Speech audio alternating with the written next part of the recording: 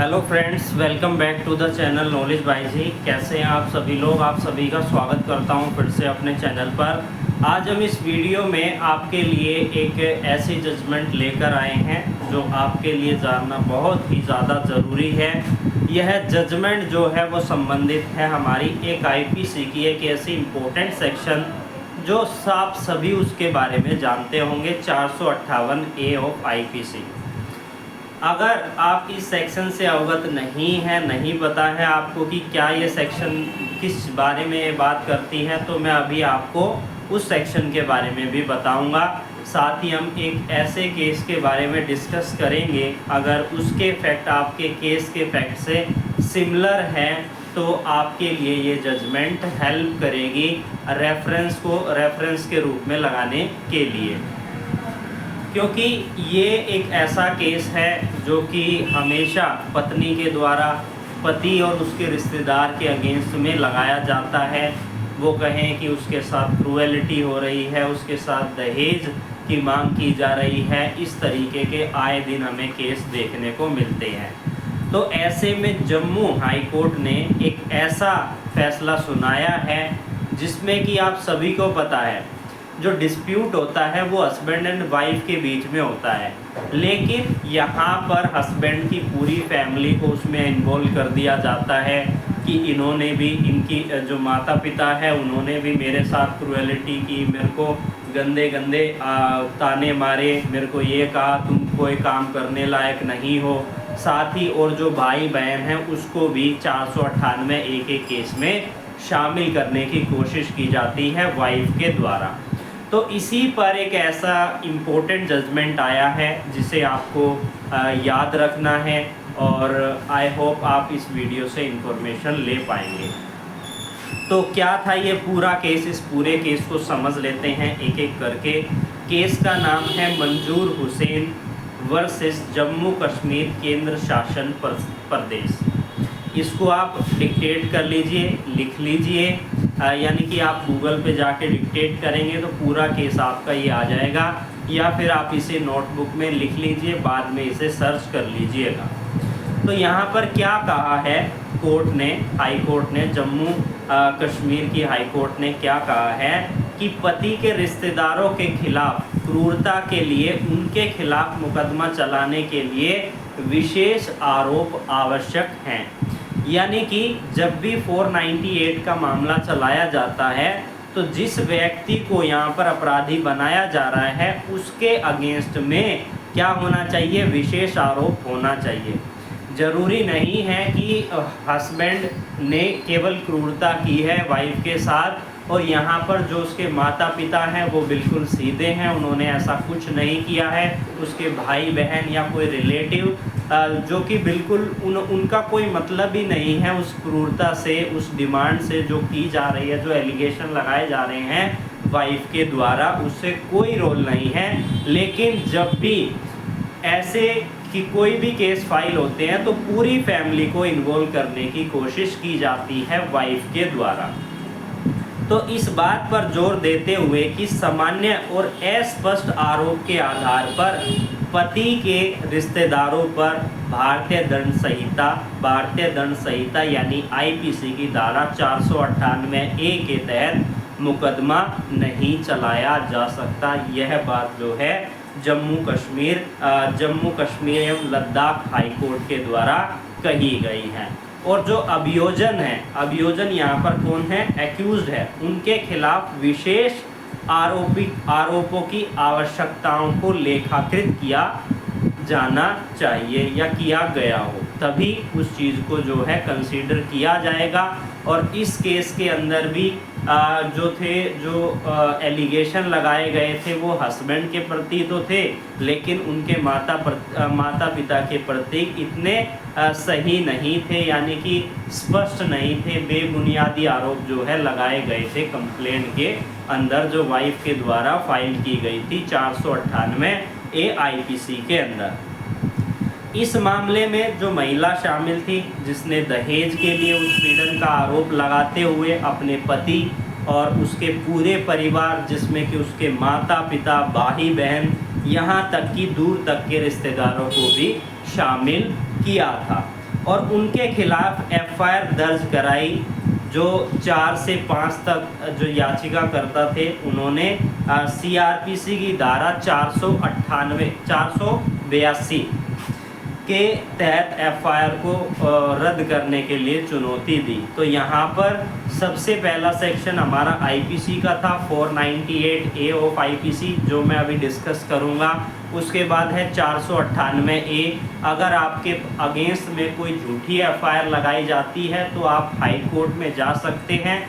High court के पास CrPC के अंदर इनहेरिएंट पावर है, जिसमें कि वो एफआईआर को रद्द कर सकते हैं। उसमें आपको अपने पॉइंट रखने होंगे हाई कोर्ट के समक्ष में।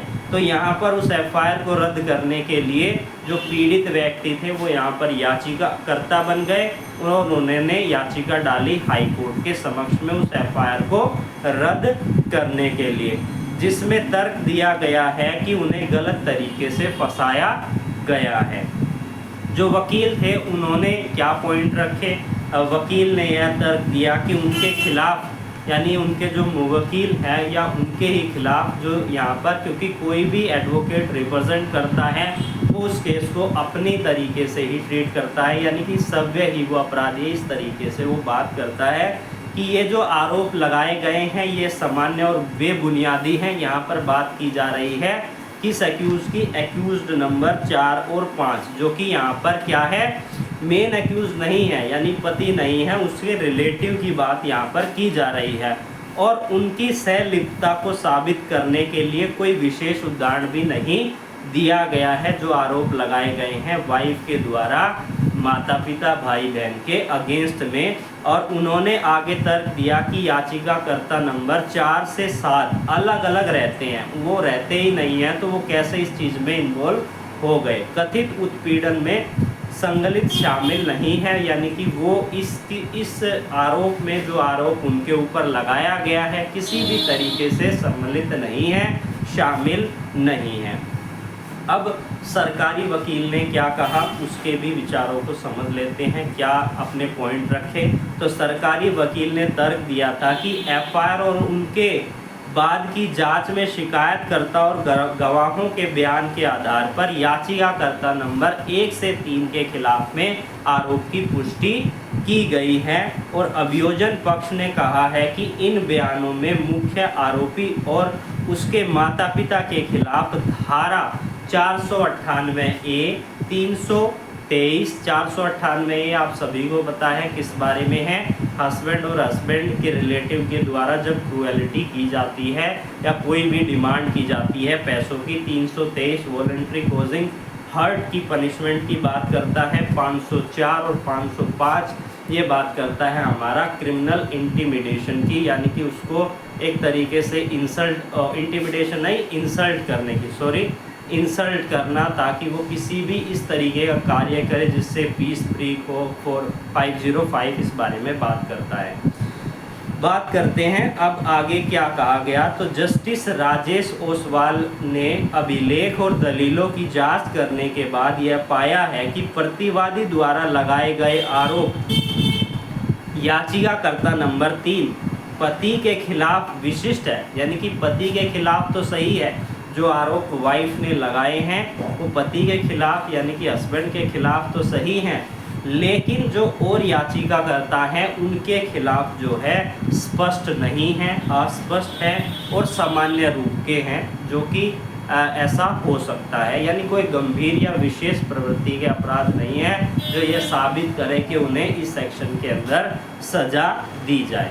साथ ही न्यायालय ने कहा कि केवल इसलिए कि याचिकाकर्ता नंबर 1 और 2 याचिकाकर्ता नंबर 3 के माता पिता है, उनके खिलाफ कार्रवाई नहीं की जा सकती, यानी कि ज़रूरी, क्योंकि हस्बैंड होगा उसके माता पिता हैं तो इसलिए उन पर भी ऐसा आरोप लगाना ज़रूरी थोड़ी है, क्या पता उसने कुछ ऐसा किया ही ना हो। जबकि इसी तरीके के आरोपों पर जो अस्पष्ट और सामान्य और प्रकृति में स्पष्ट नहीं है, जांच अधिकारी ने याचिकाकर्ता नंबर 4 और 7 को आरोप में शामिल नहीं पाया, ये बात यहाँ पर कही गई। और इस केस के अंदर अदर केसेस का भी रेफरेंस जो है दिया गया, जिसमें पहला केस था अनेश कुमार वर्सेस बिहार राज्य, के सुब्बाराव वर्सेस तेलंगाना राज्य, कह कंशा कौशल वर्सेस बिहार राज्य और अभिषेक वर्सेस मध्य प्रदेश राज्य।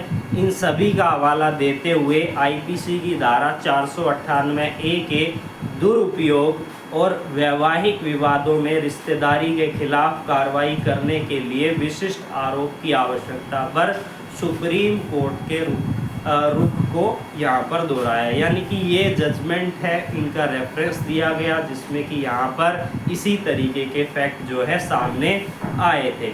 तो यहाँ पर यह निष्कर्ष निकालते हुए कि याचिकाकर्ता नंबर 1 और 2 के खिलाफ कार्रवाई जारी रखना कानूनी प्रक्रियाओं का दुरुपयोग होगा और न्यायालय ने उनके बारे में दर्ज एफआईआर रद्द कर दी और यह कहा कि पति के खिलाफ जो है विशिष्ट आरोप है तो उसके खिलाफ जांच जारी रखी जाए और बाकियों के खिलाफ जो है मामले को रद्द कर दिया गया।